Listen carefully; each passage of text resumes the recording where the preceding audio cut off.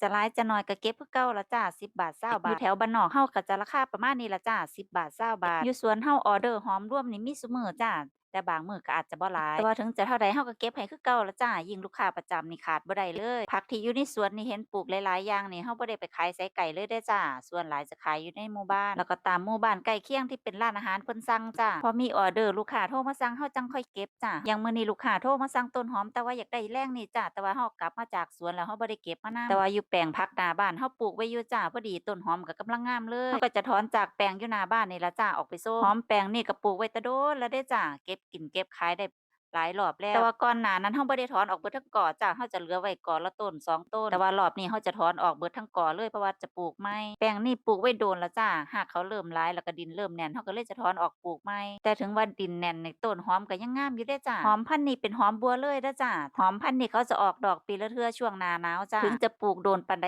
หอมพันธุ์นี้เขาก็บ่ลงหัวจ้าก็จะเป็นต้นขาวๆอยู่แบบนี้คือเก่า